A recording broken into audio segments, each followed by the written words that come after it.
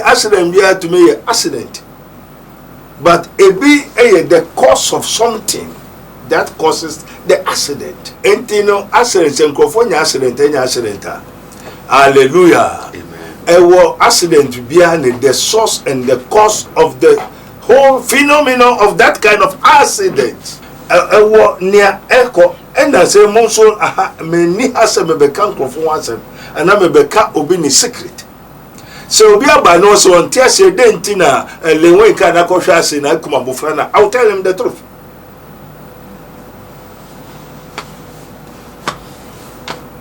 What could you seek a durobi? Next, Kedrono per se bia, breaso, or penny sacrifice, or penny moja. Either so obekumu ba obekumu yere, and no bia on any nam, and that cow team baby or ubiara, breaso no bekumua, or to me any sacrifice, or to me accident, or to my cano bofem, or to my cano okumubia, oh yeah, near obeya, near openo, Nekuma, ever. And this is what could just Kedrubia, unkwa otikam. Only microphone to come, would sa bresu ne so and not say Sadiana, or say to me now, more Libya, you encounter problem. Who says anyone? There's a cause, there's something goes wrong. There be a accident, there be a accident, there be a accident, they have to find out. There's something goes wrong. And there will be all this corporate fame, a corporate grandizement. Hey, oh, hey, baby, or queen, there's something goes wrong. Bresu, his life is in danger. Nti baby on woman kona dibia is they will die one by one for want of wisdom. Say na braso ye bekumu enti ko dibi odi a wa ye na wawu odi bi na boso so bi ni wadi bi a chenti se kono mu joso possible say to me obi dibi nsa oh say spirit no ni omo pani spirit bi a woni oye oh say krofo bebre dibi so for nya bebre no mu joso bebre so no ema ko wo pass na na wo no ebusa for mo akwa about to margin age mesrew ni die mu ase subscribe my page ni mi adoma no so say na me upload ya so na wo sa ebetumi aka a country called Ghana edin sembebre aba yenu abema Lilwin ebo no homodin ye pa eba no Ghana Kumewood actors ni mu a oye one of the people I won say odanson ohwe ni bodin born na honkeka na a chenso now we are so many issues surrounding him now and just Saturday we not in the program no eba ewiye opa ho to mama obi abehwe senior omo aye na answer na sini no be koso no so many things happen because oba na ye say there was bandage on his head na man for bisa say style be na Lilwin edeba na program asi and the man ko 4 5 so bisa him questions and you come say sana Lilwin that same day now be premier a country called Ghana no onya accident na accident no onya ya no no ofri ho no de ba na show na say yenim say program we de bibia akoda sofo adumchedua akọ na so dem the following day yes Sunday no chirim say accident akojo cancer Lilwin enya ya no it was a test and na man for bisa say what test was that exam be na Lilwin choro nti o choro mo test and no koda nten accident na esi ye no abofra bia we 3 years ewuye enne ebusuafo kire say omre Lilwin be fa sunsumu kwan so enne hunemu kwan so eno na ma asem no ya asem say accident dey to me see na say Lilwin enya accident na akowie say obi afamwe wu a spiritual issue ben the womb enu nti ebusuafo na de temu say omo dey ombe handle Lilwin spiritually and physically ebusuya enseni mo dance wo hwe commenter eba ase na ebi kire mu say for a spiritual purpose and Lilwin dey nya accident because or create accident no say na be ya obetimi pay a sacrifice to a deity ebi just say a hype na or pekeke say na bia because this year nkwan Lilwin nya accident be 8 times then the car say then Lilwin namwa no namwa so accident mu nyina no ye hu say Lilwin hu ba bia enkada na man for dream say there could be something involved ebi just say a hype keke na open or they cause all those rumors surrounding him say the bian a man for penebone a man for tunedru a man for can and send bonne fan ho and ma onyanya sa accident ebusuya mesa kan Dr. Abednego come ho niema na kwaba embre adwumadi so Da, more about too much. Yeah, you are more to say. I don't go so. You perforce in service aboko, Monam Quans, Mossam say. Yeah, but I am crying bonny. The woman here say issues be break trend on social media, but one of the issues are a man here so interesting na enti adaba ni accident be break koso na yenim say accident it me see, but accident be to me see number of say accident we there it was for a spiritual purpose and I say a rituals be na amount for a yenti no more concert an accident the person bisa say bibisa ho say yetumi enam sunsuma de bi obi yenti na waseda yese waseda create an accident say na be ye nipa be wu na moja hwiegu eja anything na buy yo also so Jankupon Yehovah da was. Father, we thank you once more again in the name of our Lord Jesus Christ of Nazareth we pray. Amen. Amen. And you are known I go for more 30 this is his minister of Christ and the dispenser of the mystery of the kingdom of God. But the too much. I'm not or I'm not saying I am the only prophet in Ghana saying the truth. There are so many men of God, the children of God are here. And to many I always speak that my cup runs over, and surely goodness and mercy shall follow me all the days of my life. And I will tell and speak the truth. Obisa accident, you know, your spiritual precautions, your phenomenon. There are so many phenomena, but we have the spiritual side and mistake side. Accident be a driver no anu monsa wabo, driver no wabre ontumenda, car no asay breaking yejuma, a lot of kwan portos no aye basa. Too much speed and overtaking. And you a spiritual side, and you physical side, and you mental side.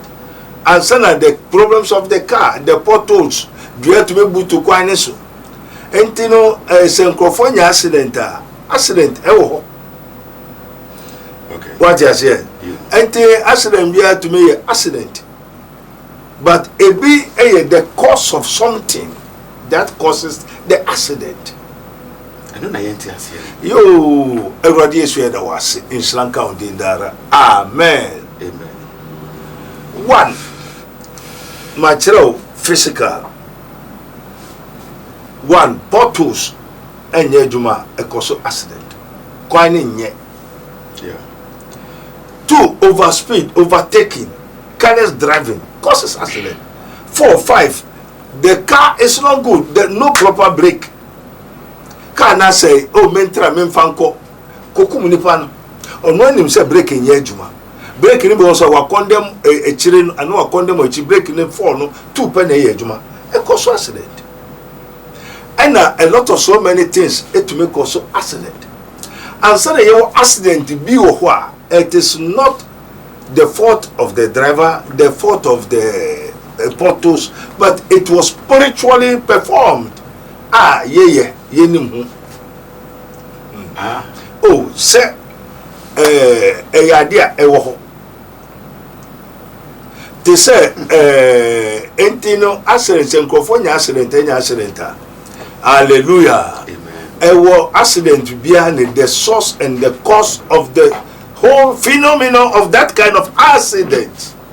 Okay. But what I say? Everyone obikoria adie. Okoria adie no enompo ye physical. Aflao. Oba akopa no okoria adie na wo born dua. Enti wo born dua no togbuzi kobe amewa ye de kamema wo ye de ka. Fiafio keke onu kwa ye nkumu no enti omo twen satam ne o ka bi o friend 544 okay Pijot no knowing no woma wo betra saka no nyina ye epifo wo de efipodo obi a ya ba omudua okay nipa 9 ne betra ka no mu ya ba omu nyina dua atam no enso ye but when the naso enti the bosom no prepare wo nyina akotwe wo nyina begu ka nim And on the road from Aflau to Accra, Okum Wumina, Yeva, Aprana. Obakope no ko wiadio. Na nkafo no so ya comfort down. Na won bo mudua, but in that time on so ye. Na passenger driver na ono so ye, ono so krono nko anobo. And to gather those people ni na won we back anka, including the driver. But is that fair? Is that fair? So obi na one obi amane to me sani obi. Two, o to me gather won akromfo ewifo no o gather won na kogu back na wakun won nyina. Na niema o to me kum driver no ene say car no ene wo mu nyina ne say sa we nia okowi ade last one ni duabon anu ye strong. Bosomu ni very strong. Yen comfortable radio dey agro asematu. Bele bi wo wiase. Yen die chinye. Antino dafle no bosomu no abozume krofo no. Wo yi ade no. Ofre aprana no be ku won no bobo mu nyina no. Egu ka no. Aflau, Accra, Aflau. On lodu wom nyina fi Aflau a woko Accra. Anya yesen sunu piti aya ne de bur chai.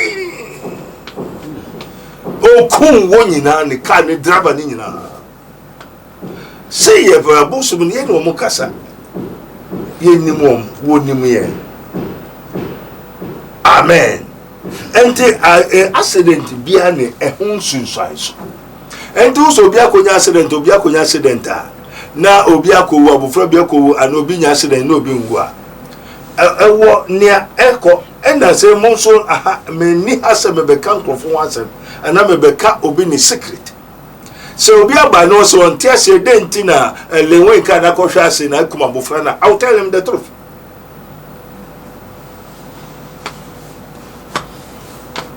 Na when sim obi am fa accident bi am ba and Lilwin wa ko accident obi atuminya. Yeah. And that Lilwin accident there does not concern God. Yeah. That any day true. And as a matter of fact, Lilwin currently never had. Very good. And the way are over spiritual insight about this is a young comfort doubt to say some things can happen and some things are there. It is how possible can they work it? What will be the benefit? And the mature say where one diabo accident and the mature wood. And so what I say the secret book of evil. I hear to me practice. That book no yet or store and say Bible cry no na for the one year before so. Bible free so never. Yes, the for one year before so. The same Bible here you can hear. I hear the same thing. Okay. It comes in a different form. What I say? Here Janomono also churo. J churo re D nekotonium. Therefore he can prophesy. Yeah. What is written. Yeah. To a trauma no re no D or die. Ade chin no never there. Ade anwa churo no never there. Yes. Until the secret book of evil who ebinom one more atra womuno there one year at the popada. Ebe na betra mu. Yo say onim amen. Me chiro ade bi echi mebisa me chiro sa obo besiso. One will say Erwade Yakobon ye da wase ade na so tomfo. Obu ho a onye papada. Until onu to make create accident enye accident. Onu a onyo befo. Okay. Oyo nipa so your befo no nipa ni obefo but we there onu to make create accident no. They say fear nipa papa bi kokoya na we create enti nipa na onam no ono na accident ne ye de ewo no. Enti se mu kotraka mu a obi o ha ne atro accident wo no enti sa nipa no otika ne mu a ne ti bi aka no be kofam because why accident no eno odi atare obi ho eno nipa ni what say wo be nya accident ena nipa so say na nkasa ne ka o so to obi ka mo na etibia no se ka wura no ambo ka no ho ban driver na ambo no ho ban na mo amote ka no mo nye strong empaibo anasa aeroplane mo ba biara sa nipa kuno te no nipa ne nko ate no munyina for example ebini papa ya koda poasi enchomu 3 days 3 nights wo friend ade Bonsu menen wo friend dem po Jonah amen wo say onyame kire division koya oson ye no that people do no biabon enome no na wo Jonah ho despite so oye odifo but esan say opu onyame asem onyame ma nome eka no enti baby obefa bia nome ba ho enti wo say nkofo bebre kofo ship no ne nkofo ship no na ship no ye elusu which means that case is only one person and they cover the whole ship no nyina. So the wise men, those people, they know spiritual, they know mysteries, and to flow be stop ship no say why you born in Rebecca because ship no ancestors mem and I said you kon nyesa and yes ada and this bibia koso therefore there's something goes wrong, so they have to find out. And to number 2 who said no Jonah una case no the accident of the ship comes from you. And Jonah confesses and pa unyame aswan no so nko no gua no say net sadia ye be enden no say munyi me mfe ship num ento me ento nsuo num to yi Jonah ento nsuo num pena asroche the curse cease. The curse is a spirit and the insuro ewani na spirit no eye din and asroche ne ye boko and ma Jonah ekotop na se ene ruade esan so o assignment nti osoma hoye bonsu ebe fan. That's the spiritual ship underwater na sande ne yede edine call where he is supposed to go. And if we want more ship no so make free so when no one ye Jonah the whole ship will sink and all of them will perish. That it does not concern God. Okay, But what I say, and the one person can create a whole accident.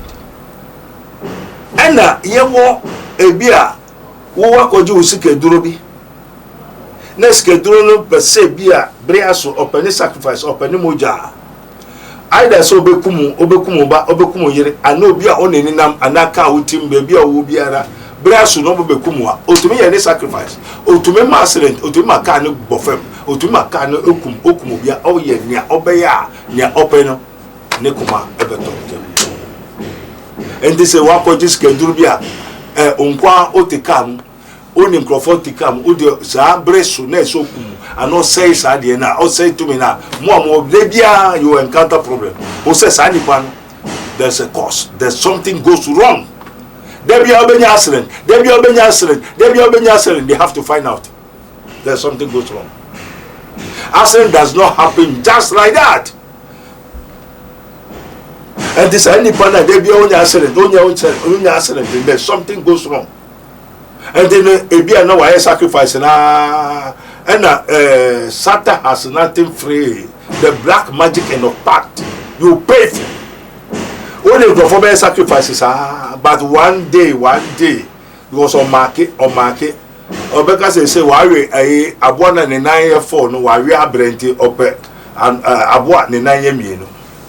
The abo ne na yemi no be kire wo papa no maame no wo yire no ma na wankasa wawe and obi o disikedo copper fame a copper grandizement hey baby o coin there's something goes wrong. Brasso his life is in danger. Nti baby on wo ko na bia is they will die one by one for want of wisdom and they are going to die, they are going to perish. And also ye siko bia ye man obuntu a malbon how because you pay for. Satan has nothing free. Bada, but is it possible say obit me disekedro no asanso di owedro ni just say onye wuye obewu e bia 100 years and 90 years baby. Oh na say our body otua obeto atua e onu ba bewu onu nim e bia beba so udibi a ohun beto ukodi bi ni wi a by 1 year time also say bi no bosum no say bi no wadi ache in the Conum Johnson. I had the spirit in them all quiet. What I say? Say, a brass ye become, and the could be. Would you why not well? Would you be in our bosses or being where the be a chanty, say Conum Johnson? A possible set to me will be deep inside. Oh, such spirit in your penny. Spirit be on your oil. Oh, send for the blade being. I saw for you, Bebreno Johnson. Bebreno sooner a mark or a war person and a woman. Doesn't it have some health damages to them? You say, and yet, a own now. So spirit in better one now, into spirit in honor, none more the one and okay. Madam, what can I say? Curse is a spirit. As some will be done, no can't be a convent of a spirit. You so about you or the worship to me being sir. What you say? And don't worship to me being sir. And you want witchcraft. Holy Ghost, take control. Witchcraft causes accident.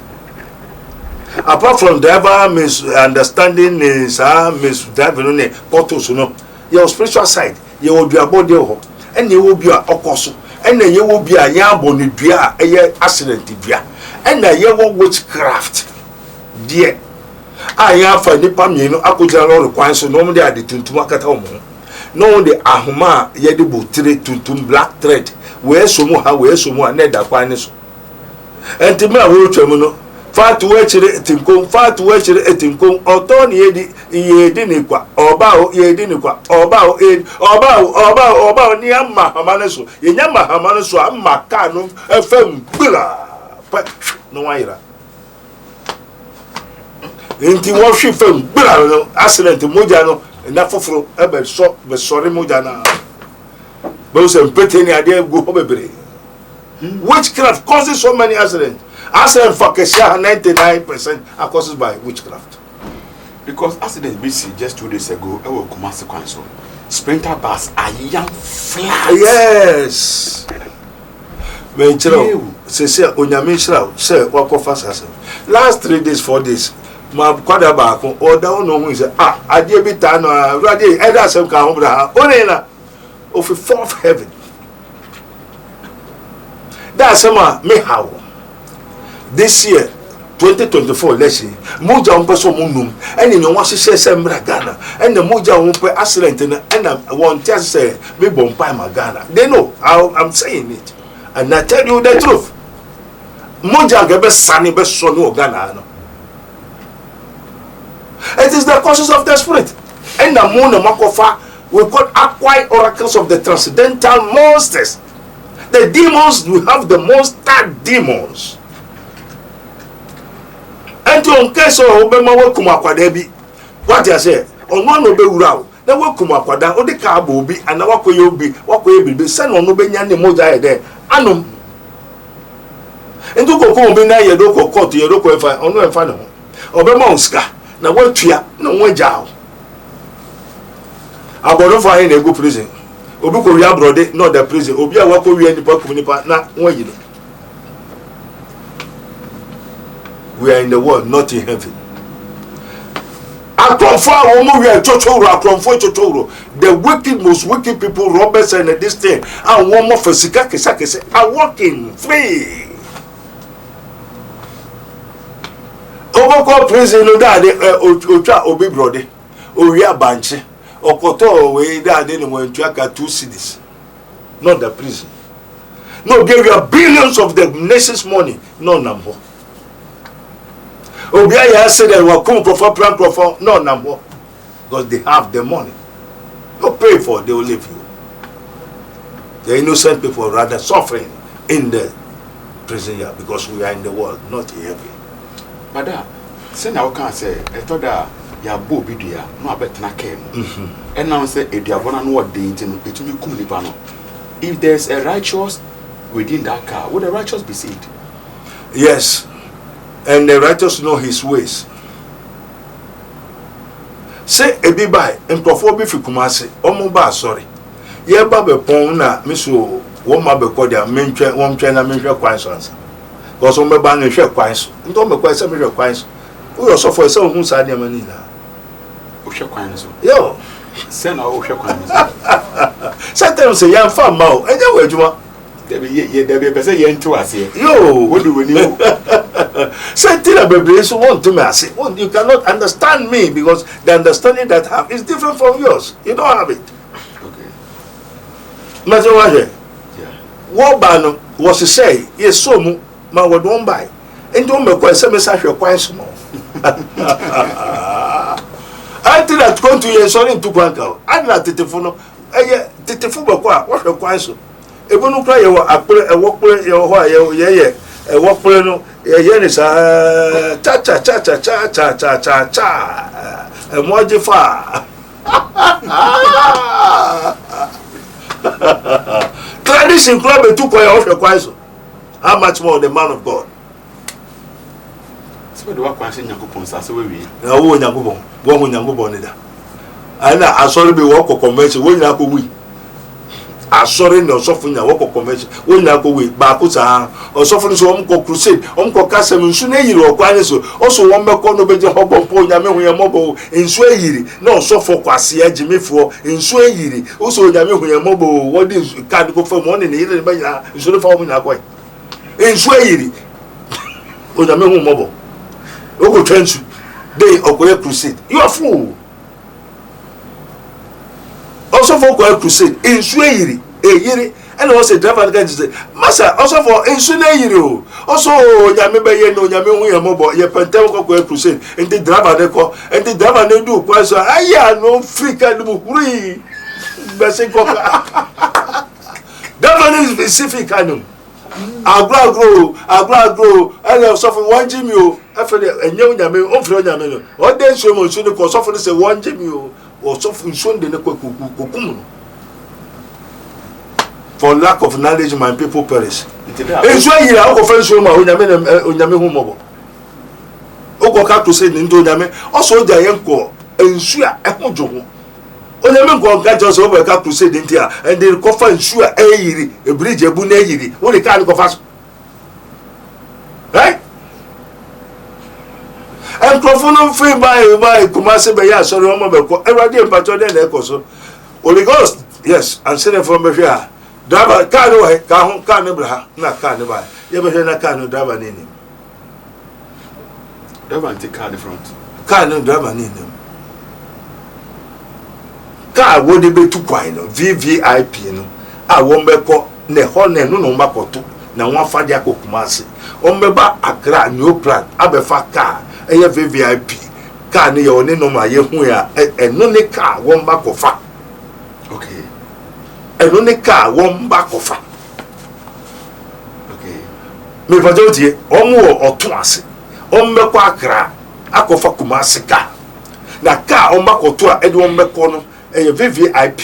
Na Sakano and Edwin Beco. And Tisakan and Edwin Becon, a semi frecano. Near the car, Nicasa. Nay, she said, driver will cut. You ever heard that driver be so they can? It's just any day. Get driver now made you man. I said, you say driver name, native, I saw Becca no Beck or Womaco. You. So what I said, on take care. Don't take animal, you on take animal. As soon as say, driver name, starting Utukana or Bayera if you name. And the Becca, the body pet will be subconscious. Or the soul will come out. One may ye cry nephew. And the Becca nipaton to one pet. And the one said, who said, driver take care anymore, Unipa, and so, and your nipa. When ye or cry nephew, what the different spirit, Babetra, body name. Until walk or driver near so best order, and once or 2 women. Not just a driver, only canon. The workers a driver in the canon. We are talking about the invisible, the spiritual man, not the physical. And sorry, in 2 quangake. I say, if you're quite because you say, maybe if you someone send a member into traditional, I know tradition before I come to the light. Yeah. Maybe say they come by the way. But you sound very interested and very deep. Yes, that's young common. What can I say? Yo. Mutu me ye accident no. And I mutu me say accident no. You say you're creative. As a man of God, how can you create an accident? Yes. For your enemies or for who? Oh, yes. Say, why do God created evil? For himself. And he has been given to us. So we can create it. If a witchcraft is able to open some help by effort to make it, how much more the man of God can't I create it? The Bible says vengeance is the Lord's. You so the vengeance he gave me, now he has given to me. So I can do all things through Christ which strengthens me. If he did not strengthen me, I cannot do it. Yeah. But what to pass?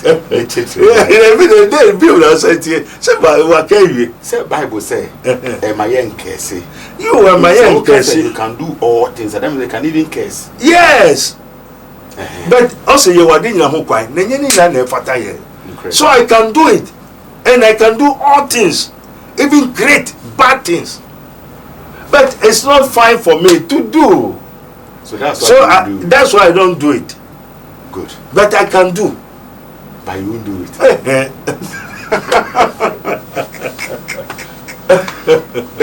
But as a person, to win my as a piano, would try your possible best. That's because most of the questions I ask you, is nobody's business. But the way I through more people following us on too much, I found your program very interesting.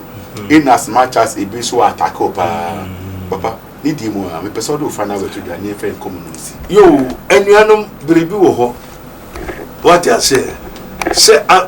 When we talk of an inventor, explorer, discover, pastor, prophet, teachers, evangelists, spiritualists, and most of the doctors, they don't just operate just like that. Yeah. Inventor who invent a great explorer, you have to get somebody to worship adore, so that the person you use the person possess you to do it. What you say? And you know, be in the change we are saying. Obu ogana ha, otume ye ne nsasa ne nsanu kwa be kwa bruchi akoyi obi ani na aba not Ghana onko ba bia e onfaka.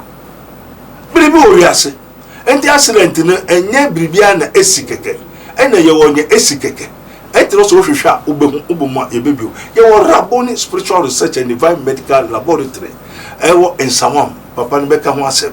Na biribi ha biribi chusume pa cho free answer. Na oba menye pray for me Mr. From now also for bompama you want to tell the doctor to drink the medicine for you or inject you. What I say? What hospital doctor actually drug what toilet. Now say doctor no more drug. No. Also for bompama also for bompama I say also for na on no more drug na doctor no more drug ma. No be no more drug so ma oyarefo.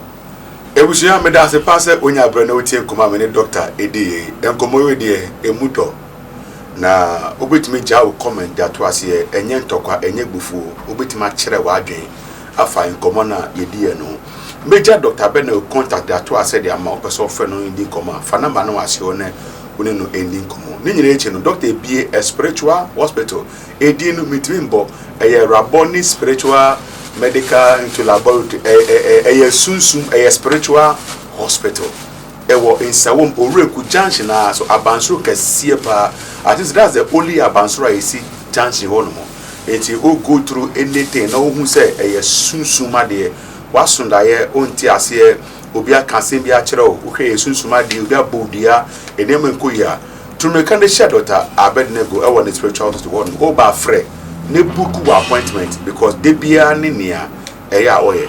I hate too much. Subscribe my page we let me adoman so send me upload the answer now. We'll celebrate my crowd.